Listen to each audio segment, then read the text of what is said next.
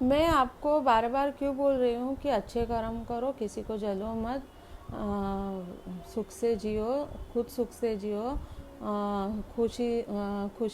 खुशी भरे ज़िंदगी जियो और दूसरों को भी सुख से जीने दो। ऐसे मैं क्यों बोलती हूँ, क्योंकि स्कूल में जैसे बच्चे परीक्षा में, एग्ज़ाम में नंबर मिलाते हैं, उसी कैटेगरी वाइज उनको नेक्स्ट डिवीज़न मिलती है। ए डिवीज़न, बी डिवीज़न, सी डिवीज़न। जो अच्छा नंबर मिलाएगा, अच्छे नंबर से पास होगा, उसको ए डिवीज़न मिलती है। ऐसे ही भगवान के दरबार में भी यही चलता है। हम जब ऊपर जाते हैं, स्वर्ग में या नरक में, जो भी होगा पता नहीं, ऊपर क्या है, स्वर्ग है या नहीं, नरक है या नहीं, मुझे भी नहीं पता। लेकिन हमें जो लाइफ मिलती है, गरीबी, अमीरी, मिडिल क्लास वगैरह, वो ऐसे ही अपने कर्मों से कैटेगरी वाइज हम लोग डिवाइड होते हैं। जो जिसके कर्म अच्छे हो गए पहले, वो अमीर घर में जन्म लेगा। जिसके कर्म बुरे हो तो वो गरीब घर में जन्म ले सकता है। ऐसे नहीं कि कर्म अच्छा है इसलिए वो अमीर घर में जाएगा वगैरह।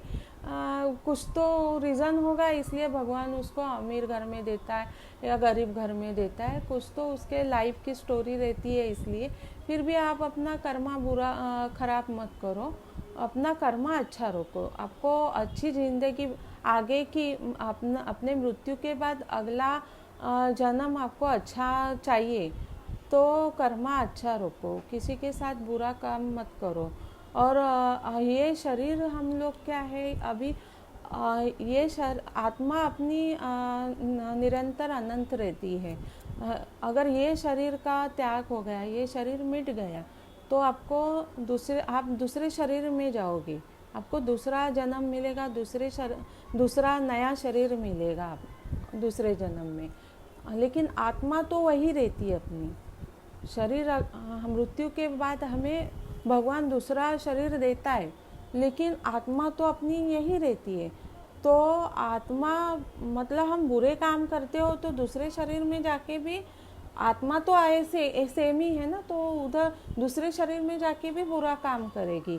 तो आत्मा को शुद्ध करो, अच्छे मन में विचार लाके पहले अपने आत्मा को शुद्ध करो। आत्मा को शुद्ध करेंगे तो आपकी आत्मा परमात्मा होगी। आपको नेक्स्ट आपको ऐसे लगेगा मृत्यु के बाद कि मुझे अभी मानव शरीर नहीं चाहिए, मुझे अगला जन्म भी नहीं चाहिए, ऐसे भी आपको लगेगा आत्मा शुद्धिकरण से। इसलिए ना आप अपनी ना आत्मा ये बुरे विचार मन के निकाल दो, मन साफ करो, शुद्ध करो। यही मैं आपको हाथ जोड़ के अभी विनंती करती हूँ। और केतु मंगल में ना आपके घर में चोरी भी हो सकती है, क्योंकि केतु मंगल में ना मेरी एक मेड थी, उसने मेरे कान के टॉप्स थे मेरे, तो वो मैं इस पर रखी थी, मेरे टेबल पे रखी थी बेडरूम में। तो नहाने के बाद मैं निकाल के रखती थी, तो मुझे याद नहीं आती थी। और मेरी मेड पूरा दिन मेरे घर पे रहती थी, तो मैं उस पर शक भी नहीं खाती थी कभी। मेरी मेड को मेरे घर में जो भी काम करने आते हैं नौकर लोग, तो उनको मैं भाई बहन के जैसे ही देखती हूँ, बहन के जैसे ही देखती हूँ। मैं पराया नहीं समझती उनको, क्योंकि उनके कारण ही हम सुख से जी सकते हैं। इसलिए मैं उन पर शक भी नहीं करती थी कभी। और मेरे घर में एक बूढ़ी आंटी आती थी काम करने के लिए, तो उसने मेरे सोने के कान के टॉप्स चोरी किए। तो वो बोली कि नहीं, मैंने चोरी नहीं की है, गलती से गए होंगे। तो हमको भी, मेरे मिस्टर को और मुझे भी लगा कि शायद वो बूढ़ी है, उसकी नज़र ख़राब होगी, तो उसके कचरे में गया भी होगा, वो बोलती है वैसे। तो वो नुकसान हो गया, हमने उसे कुछ किया नहीं, जाने दो, बूढ़ी है, गरीब है। तो हमें लगा कि हमने बुरा नहीं सोचा, उसके बारे में शक नहीं खाया, छोड़ दिया हमने, जाने दो करके। लेकिन हमारा नुकसान हो गया, मेरा 1 तोले का कान के टॉप्स सोने के चोरी ही हो गए, क्योंकि नेक्स्ट टाइम उसकी बहू जब आई ना, तो उसके परिवार के लोग हमारे पास काम करने आते ही रहते थे। तो उसकी बहू आई ना, उसने मेरी चांदी की पायल चोरी की। तब मुझे पता चला कि उसकी सास ने ही कान के मेरे टॉप्स चोरी किए होगी। और मैंने भगवान को हाथ जोड़े थे, जो चोर है उसको अच्छा सबक सिखा। तो उसके बेटे को ना सबक मिला था उस टाइम। मैं अभी ज़्यादा डिटेल उसके बारे में नहीं बताऊंगी, लेकिन बहुत बड़ा सबक मिला था उसके बेटे को, जिसने मेरे कान की बाली टॉप्स चुराए थे, उस औरत के बेटे को। तो ये सब मेरे साथ हुआ था केतु मंगल में। और मैं तो कभी किसी के बारे में बुरा नहीं सोचती और बुरा करती भी नहीं हूँ। तो मेरा तो बुरा हुआ तो भी जो मेरे साथ बुरा कर रहा है उसका बुरा होना 100% श्योर है कि मुझे जो रुलाएगा, मेरे से जो बुरा काम करेगा, मुझे जो धोखा देगा, वो खुद खड्डे में पड़ेगा। ये 100% श्योर है। और मुझे भगवान दिखाता भी है कि देख, तुझे रुलाया ना, तुझे ये किया ना, देख उसको सज़ा मिली। मुझे दिखाता भी है वो कि उसको सज़ा मिली, तुरंत मुझे दिखता है वो। मेरी एक सहेली थी ग्रुप में, जिसके कारण मैंने ग्रुप छोड़ा था। मुझे बदनाम करने की कोशिश की थी उसने, लेकिन उसको भी सज़ा मिली। और उसको पता था कि मुझे अगर कुछ प्रॉब्लम में डाली वो, तो उसको सज़ा मिलेगी, ऐसे उसे भी कुछ पता चला था। तो अभी तक वो मुझे मैसेज पर सॉरी बोलती है, गुड मॉर्निंग बोलती है, फ़ोन कॉल करती है, लेकिन मैं उसका फ़ोन भी उठाती नहीं, मैसेज भी नहीं पढ़ती, कुछ किसी भी टाइप का रिस्पांस नहीं। उस लेडीज़ को मैं फ्रेंड्स को मैं किसी भी टाइप का रिस्पांस नहीं देती, क्योंकि वो मेरे मन से हट गई।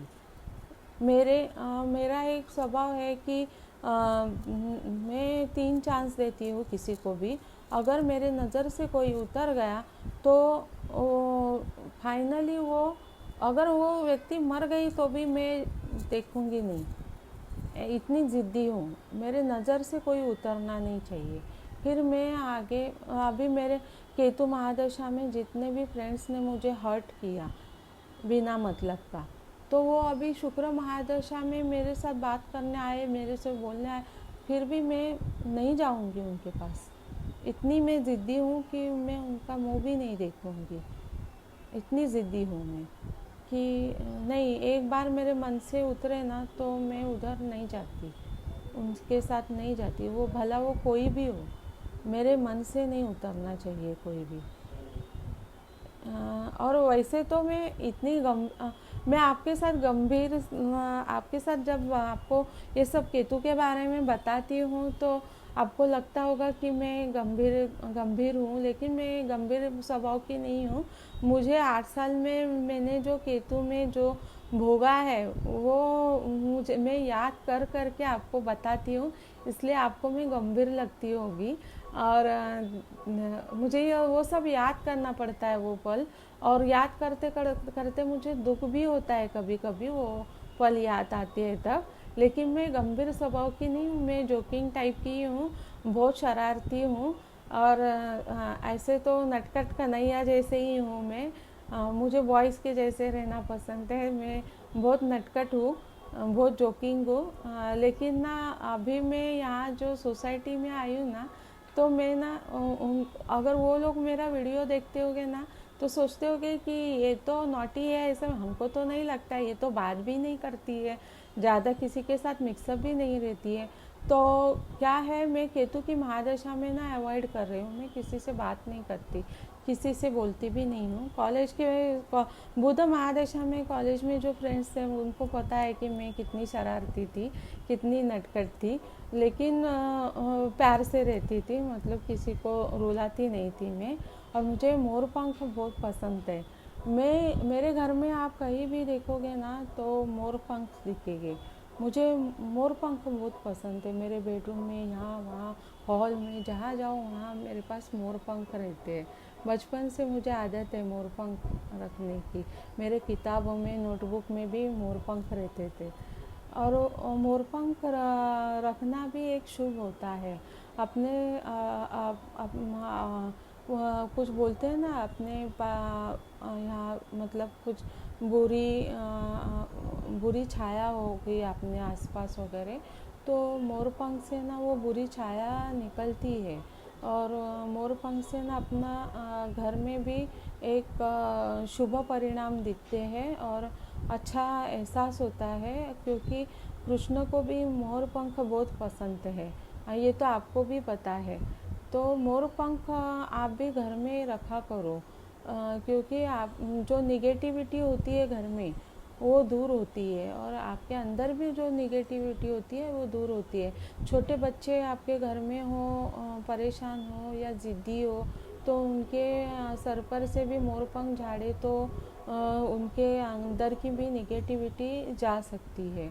मोर पंख घर में रखना बहुत शुभ होता है। तो मैं यही बोल रही हूँ कि केतु मंगल ये एक 5 महीने का कोर्स है केतु का। केतु का 5 महीने का कोर्स है, तो उस कोर्स में ना आप थोड़ा सेफ रहो, किसी से आर्ग्यूमेंट मत करो। जो भी आपके साथ झगड़ा करता हो तो शांत रहो, आपका दिमाग शांत रखो, मन में सहन शक्ति रखो, शांत क्या बोलते शांत रहो।